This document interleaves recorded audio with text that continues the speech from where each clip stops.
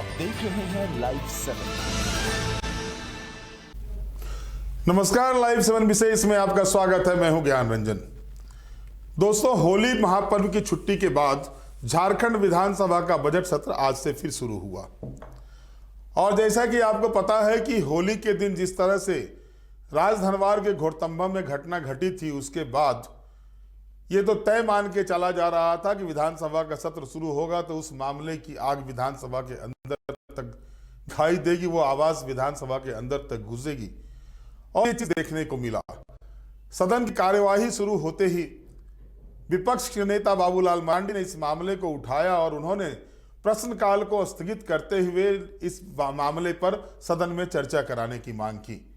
हालांकि स्पीकर ने उनकी इस मांग को अस्वीकार कर दिया। इसके बाद भाजपा के सभी विधायक वेल में आकर हंगामा करने लगे। आलम यह हुआ कि प्रश्नकाल पूरी तरह से बाधित हो गया। स्पीकर ने 11:21 पर सदन की कार्रवाई को 12 बजे तक के लिए स्थगित कर दिया। और 12 बजे के बाद जब सदन की कार्रवाई शुरू हुई तो टाइगर का करारा सवाल था तो हेमंत सोरेन का करारा जवाब भी था।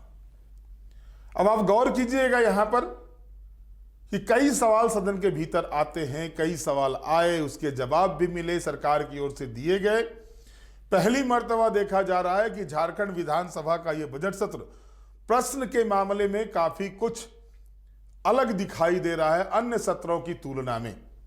वजह साफ है कि जब सदन के भीतर सवाल आएंगे, सवाल का जवाब भी आएगा, तो जाहिर तौर पर सदन की सार्थकता अपने आप प्रतिबिंबित हो जाती है। लेकिन आज जो सवाल ध्यानाकर्षण प्रस्ताव के माध्यम से टाइगर जयराम महतो ने लाया, वो भी हम आपको बताएंगे। और आखिर क्या कुछ पूछ दिया टाइगर जयराम महतो ने कि मुख्यमंत्री को अपने विभागीय मंत्री को बैठा करके खुद जवाब देने के लिए खड़ा होने को मजबूर होना पड़ा। क्या था उस सवाल?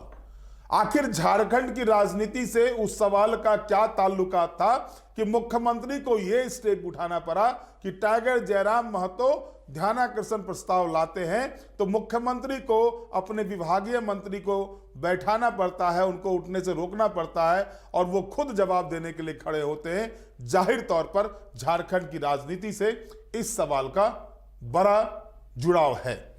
और जुड़ाव इसलिए है, कुड़मी, कुड़माली, कुरमाली, कुर्मी, ये 4 चीजें हैं।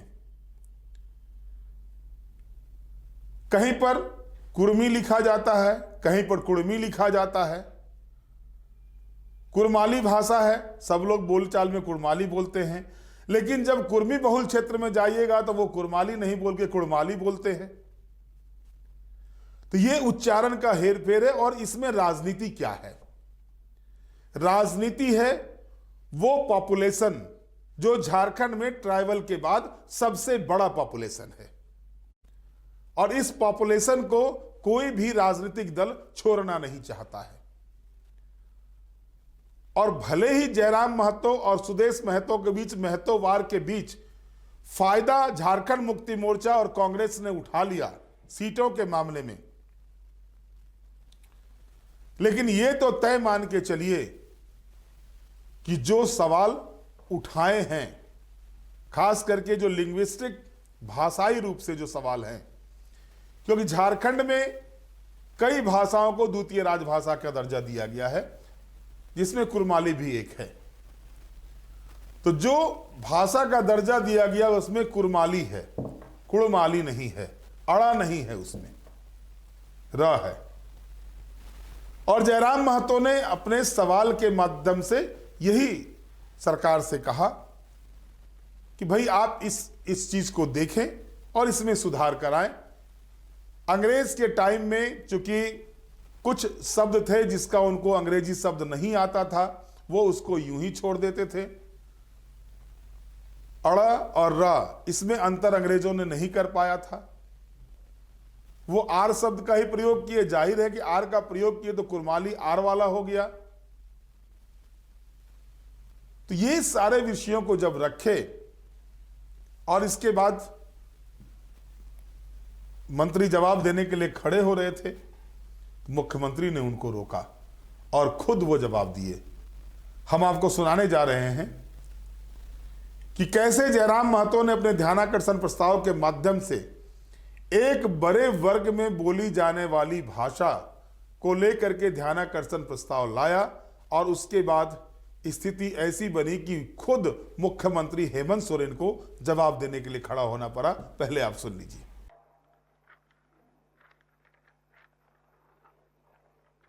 धन्यवाद अध्यक्ष महोदय।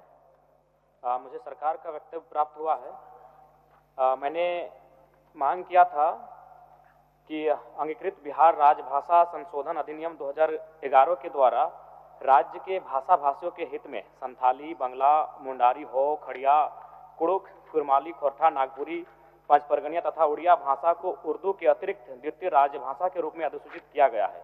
और मेरा इसमें मांग यही था कि कुरमाली को कुड़माली किया जाए और र के स्थान पे अड़ का प्रयोग किया जाए। और इसके लिए मैंने ऐतिहासिक काफी तथ्य लेकर आया हूं अध्यक्ष महोदय, मैं आपके आसन तक भी इसको पहुंचा दूंगा। और इस पे मेरा माननीय मंत्री जी से कहना यह होगा कि इसमें ना कोई अतिरिक्त आपको खर्च आएगा, ना ही आपका राजस्व का नुकसान होगा, बस एक बर्तनी में सुधार करना है। और चूंकि अध्यक्ष महोदय इनका जो उत्तर आया उसमें कहना था कि इससे पहले आपत्ति नहीं हुई थी, तो मेरा मानना यह भी है और मेरा तर्क यह है कि मान के चलिए आखिर हम लोग काफी समय लगा हमें विषयों को जानने में, प्रक्रियाओं को जानने में, कानूनों को जानने में, तो निसंदेह आपत्ति नहीं हुई होगी। लेकिन मेरा मानना है चूंकि झारखंड का निर्माण ही भाषा और भाषा के आधार पर किया गया है और अभी उसका एक ज्वलंत उदाहरण आपको देख सकते हैं। उड़ीसा से ओडिशा आर का प्रयोग होता था अध्यक्ष महोदय, वहां उड़ीसा को डी का प्रयोग किया जाने लगा, क्योंकि वो क्या होती है उसकी संस्कृति है, उनकी परंपरा है। ठीक उसी प्रकार कुड़माली में अभी कुरमाली र उच्चारण होता है बर्तनी में, जबकि वह मूल रूप से परंपराओं की मान्यताओं की बात करें तो अड़ होना चाहिए। और अंग्रेजी दस्तावेज में आप तमाम देखिएगा, जो पीपल ऑफ इंडिया में बिहार चैप्टर को देखें, उड़ीसा के चैप्टर को देखें, ये एंथ्रोपोलॉजिकल सर्वे ऑफ इंडिया है जिसमें आर के नीचे उन्होंने हार्ड डॉट का प्रयोग किया है या फिर ऊपर में कैप का प्रयोग किया है। इसका मतलब क्योंकि अंग्रेजों के पास बहुत सारे ऐसे शब्द थे जैसे त, थ, द, ध, इनका उनका शब्दवाली में नहीं था, तो उस लिहाज से उन्होंने अड़ के लिए उनके पास कोई विशेष वर्ड अंग्रेजी में नहीं था, इसीलिए उन्होंने र का प्रचलन होना मैंने धीरे धीरे होता चला गया। इसीलिए मैं मांग करता हूं कि र के स्थान पे अड़ किया जाए, क्योंकि कुड़माली साहित्य की बात करें तो अड़ का महत्वपूर्ण स्थान है। जैसे काड़ा, माड़ा, भेड़ा, पीड़ा, डाड़ा, गौड़, मूड़, ये उच्चारण केवल कुड़माली साहित्य में ही संभव है। अभी अगर इसका आप चाहें तो एक सर्वे भी कर सकते हैं जहां कुड़माली लैंग्वेज बोला जाता है। जैसे मान के चलिए जो औद्योगिक क्षेत्र आए वहां यूपी बिहार के लोग आके बसे हैं, आप चाहें तो एक बार सर्वे कर लीजिए कि उनमें वे अगर उच्चारण भी करेंगे ना तो वो कारा कहेंगे, भेड़ा कहेंगे, भेड़ा नहीं बोल पाएंगे। तो कोई जो भाषा साहित्य होता है ना अध्यक्ष महोदय, वो परंपरा होती है। तो मैं माननीय मंत्री महोदय से कहना चाहूंगा कि अड़ इसको किया जाए। माननीय मुख्यमंत्री जी देंगे। अन्य जयराम महतो जी का जो विषय है, निश्चित रूप से बहुत ऐसे भाषा, बोलचाल और इन सब को लेकर अध्यक्ष महोदय शब्दों में, लिखावट में भी बदलाव हो जाता है। अब जैसे कुर्मी है, कहीं कुड़मी भी है, तो ये बात सही है, जवाब भी सही इनको दिया गया है, क्योंकि किसी ने कोई आपत्ति नहीं जताई है। और ये चूंकि माननीय सदस्य इस बार सदन में आए हैं तो उन्होंने इस बात को संज्ञान में दिया है और इसको हम लोग इसका एक आकलन कराकर अगर ऐसी इनकी बात सही है तो निश्चित रूप से सुधार होना चाहिए, इसके पक्ष में हम लोग भी हैं।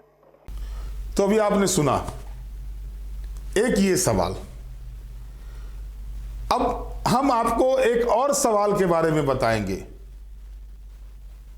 अमूमन शून्यकाल के माध्यम से देखा जाता है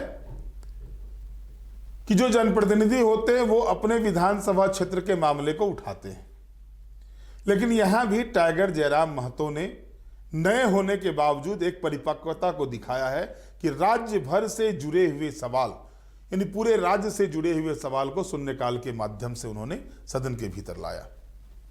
दोस्तों, आपको याद होगा कि 2019 का चुनाव परिणाम जो आया था, उसके बाद यह कहा जा रहा था कि इस चुनाव परिणाम में पारा शिक्षकों की महत्वपूर्ण भूमिका है।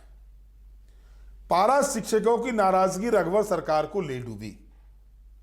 जब आप पूरे विश्लेषण को, उस समय के अखबारों के विश्लेषण को, टीवी चैनल्स के विश्लेषण को, मैगजीन्स के विश्लेषण को अगर आप देखेंगे, उसमें पाएंगे अगर 10 कारण गिनाए जाते थे रघुवर दास की सत्ता से जाने का, उसमें से एक कारण पारा शिक्षक भी होता था। और वर्तमान सरकार ने पूर्व मंत्री स्वर्गीय जगन्नाथ महतो ने पारा शिक्षकों का मानदेय बढ़ाने का बात किया था, पारा शिक्षकों को अस्थायी करने की बातें कही थी, कई अन्य चीजें उनको सुविधा देने की बात की थी। लेकिन जानते ही होता है सत्ता में आने के बाद वो स्थिति क्या होती है, कितनी लड़ाई लड़नी पड़ती है। वो भी कितनी लड़ाई लड़ने के बाद जगन्नाथ महतो जैसे नेता थे जिन्होंने कि आगे बढ़कर उनका समर्थन किया था और कई मांगों को उन्होंने माना भी था। लेकिन आज भी स्थिति क्या है, ग्रामीण क्षेत्रों में अगर आप जाएंगे तो पारा शिक्षकों के भरोसे हमारे स्कूल चल रहे हैं। नियुक्ति की प्रक्रिया चल रही है, लंबी नियुक्ति की प्रक्रिया चल रही है, इतने शिक्षकों की बहाली होगी, ये होगा, मामला हाईकोर्ट में जाता है, वहां सब जुडिस हो जाता है मामला, यानी ले दे करके अंत में यही आता है कि भाई चलो जब तक नहीं हो रहा तब तक पारा शिक्षक से काम चलाते हैं। लेकिन उनकी मांगे जो रही है, जिन मांगों को लेकर के पारा शिक्षक आंदोलन रहते थे, आज भी उनकी मांगे जीवित है। और इस मांग को सदन के भीतर रखा टाइगर जयराम महतो ने, और क्या कहा आप खुद सुन लीजिए। अध्यक्ष महोदय, पारा शिक्षक जिन्हें आज सहायक अध्यापक के नाम से जाना जाता है, विगत 2 दशकों से पारा शिक्षक झारखंड राज्य के शिक्षा व्यवस्था की रीढ़ है। पारा शिक्षकों ने विद्यालयों में पठन पाठन के कार्य के अलावे जनगणना, मतगणना तथा कई अन्य सरकारी कार्यों के संचालन में अपनी भूमिका का निर्वहन किया है। अपने जीवन के 2 दशक अपनी ऊर्जा, अपनी जवानी इस राज्य की शैक्षणिक व्यवस्था को दुरुस्त करने में लगा दिया, किंतु राज्य के सरकारों के उदासीन रवैये से आज शिक्षक पारा लाचार और बेचारा बनकर रह गए हैं। वर्तमान सरकार के एक मंत्री ने चुनाव से पहले पारा शिक्षकों का मानदेय 50,000 रुपए बढ़ाने की बात कही थी, किंतु स्थिति जस की तस है। वर्तमान सरकार से लगभग राज्य के 60,000 पारा शिक्षकों को न्याय की उम्मीद है। अतः अध्यक्ष महोदय, आसन के माध्यम से सरकार से पारा शिक्षकों का मानदेय में वृद्धि एवं अस्थायीकरण की मांग करता हूं तथा उनकी आकस्मिक एवं असामयिक निधन होने पर परिवार को 10 लाख रुपए का मुआवजा तथा आश्रित को चतुर्थ वर्गीय नियोजन देने की मांग करता हूं। धन्यवाद अध्यक्ष। बहरहाल ये तो हुए 2 डिमांड्स। अब इसके बाद आप देखिए, प्रश्नकाल तो आज बाधित हो गया। प्रश्नकाल के बाद शून्यकाल आया, शून्यकाल के बाद ध्यानाकर्षण प्रस्ताव आया, और ध्यानाकर्षण प्रस्ताव में जो चीजें सामने आई वो चीजें क्या थी? वो चीजें हैं कि एक बड़े वर्ग से जुड़ा हुआ मामला, वो है कुर्मी वर्ग, जो महतो वर्ग है, कुर्मी जाति के लोग हैं, वो मामला है। और इस मामले में अगर आप देखेंगे, एक समय कुर्मी की बयार में इस तरह से सुदेश महतो बढ़ते थे कि उनका कॉलर कभी टेढ़ा नहीं होता था, उनकी ठसक कभी कम नहीं होती थी। लेकिन कालांतर में जो है सो धीरे धीरे जब प्रभाव कम होता गया तो इस बार स्थिति ऐसी हुई, खुद तो डूबे ही सनम सभी को ले डूबे, और अपने साथ साथ अपने सहयोगी दल भाजपा को भी ले डूबे। ना अपनी पार्टी को वो वोट दिलवा सके कुर्मी बहुल क्षेत्रों में, ना भारतीय जनता पार्टी को दिला सके। और तो और जिस सीट को लेकर के सुदेश महतो जो है सो अपने नाक का प्रतिष्ठा बना लिया था, उस सीट पर भी वो चुनाव हार गए। ईचागढ़ की बात कर रहा हूं। उनके विधायक हार गए, खुद हार गए। एक सीट निकली भी तो 231 वोट से, यानी कहते हैं ना कि डूबते डूबते को तिनके का सहारा, एक सीट किसी तरह से बच गई।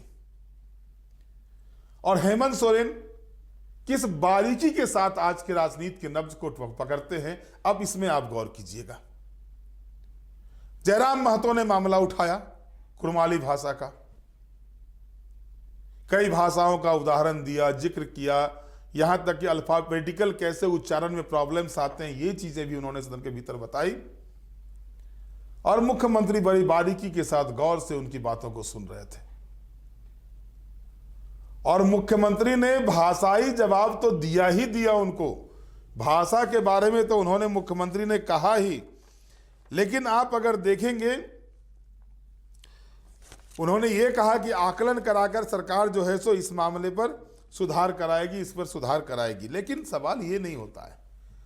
अंत में मुख्यमंत्री ने ये कहा कि जयराम जी जो कह रहे हैं सच कह रहे हैं, कुर्मी कहीं बोला जाता है, कहीं कुड़मी बोला जाता है। यानी मूल राजनीति जो मुख्यमंत्री को करनी थी, वो भाषा से इतर होकर के कुर्मी और कुड़मी ये करके उन्होंने अपनी बातों को सदन में समाप्त किया। अब देखिए यहां राजनीति क्या है, राजनीति ये है कि ट्राइबल सीटों पर हेमंत सोरेन ने देख लिया कि 2019 में जो उन्होंने अपनी मजबूत पकड़ बनाई है वो पकड़ 2024 के चुनाव में और आगे बढ़ा है, क्योंकि बढ़ने के लिए 2 ही सीढ़ी बचे हुए थे। तो 2 सीढ़ी में से 1 सीढ़ी हेमंत सोरेन ने इस बार भी झपट लिया भारतीय जनता पार्टी या एनडीए गठबंधन से। अब मात्र 1 सीढ़ी बच गया भारतीय जनता पार्टी के पास ट्राइबल सीटों में, यानी पूरी तरह से ट्राइबल सीटों पर भारतीय जनता पार्टी का सुपरा साफ। अब कुर्मी बहुल इलाके में देखिए आप, चाहे वो बहड़ा गोरा हो, ईचागढ़ हो, या फिर आप इधर आए खूंटी हो, तमाड़ हो, सिल्ली हो, गोमिया हो, रामगढ़ हो, मांडू हो, इन सीटों पर आप आए, जो टुंडी हो, अन्य सीटें, चंदन कियारी, सारी सीटों को आप देख लें। अब यहां देखिए स्थिति क्या बन रही है। 1 सीट जयराम महतो जीते हैं कुर्मी बहुल इलाके में, 1 सीट जयराम महतो के पास है डुमरी का, 1 सीट आजसू पार्टी के पास है मांडू का। इसके बाद आप देखें गोमिया सीट झारखंड मुक्ति मोर्चा के पास, टुंडी सीट झारखंड मुक्ति मोर्चा के पास, गिरिडीह सीट झारखंड मुक्ति मोर्चा के पास, चंदन कियारी सीट झारखंड मुक्ति मोर्चा के पास, ईचागढ़ की सीट झारखंड मुक्ति मोर्चा के पास। महतो विधायकों की भी लिस्ट देखें आप तो सविता महतो, उसके बाद आप आ जाएं योगेंद्र प्रसाद, मथुरा महतो, अमित महतो। अगर आप पूरे तौर पर देखेंगे तो कहीं ना कहीं जो है लड़ाई भले ही जयराम और सुदेश महतो के बीच में कुर्मी वोटरों को लेकर के हुई हो लोकसभा और विधानसभा चुनाव के दौरान, लेकिन यहां पर भी बाजी मार ले जाते रणनीतिक तौर पर हेमंत सोरेन और उनका गठबंधन इंडिया गठबंधन। और हेमंत सोरेन इस चीज को बखूबी जानते थे कि ये चीजें होनी है, और जब सवाल मौके पर आए तो उन्होंने अपने मंत्री को इशारे से रोका और खुद जवाब दिए, ताकि मैसेज जाए जनता के बीच में कि वो कुर्मी के लिए क्या कर रहे हैं। बहरहाल इसके अलावा अगर आप देखेंगे तो विधानसभा के अंदर और भी कई सवाल आए। आज अनुसूचित जनजाति, पिछड़ा वर्ग, अल्पसंख्यक कल्याण विभाग का जो था सो अनुदान मांग था 30 अरब 5 करोड़ 54 लाख रुपए का अनुदान मांग था, वो ध्वनिमत से पारित हो गया। लेकिन इस अनुदान मांग के चर्चा के जवाब में जब सब मंत्री की ओर, चमरा लिंडा की ओर से बातें कही जाती है तो सीधे तौर पर राज्य सरकार ने एक इशारा कर दिया कि झारखंड में एनआरसी नहीं चलने वाला है। लाख भाजपा बांग्लादेशी घुसपैठ करते रह जाए, यहां एनआरसी नहीं होने वाला है। और परिसीमन का भी झारखंड विरोध करेगा, इसकी भी झांकी आज झारखंड विधानसभा के बजट सत्र में दिखाई दी। और जमकर आधे घंटे के करीबन जो है सो इस मुद्दे पर पक्ष और विपक्ष के बीच में बहस भी हुआ।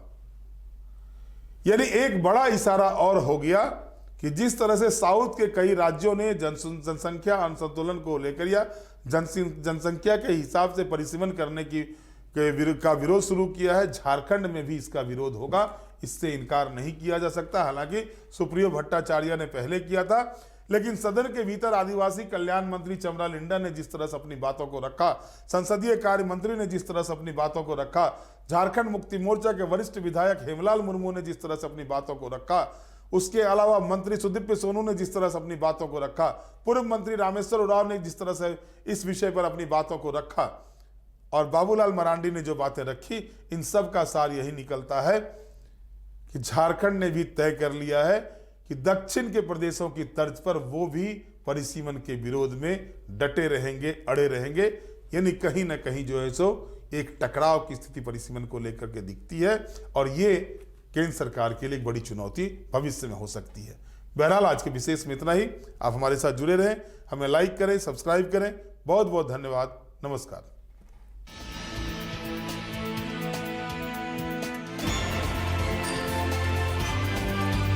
आप देख रहे हैं लाइव 7।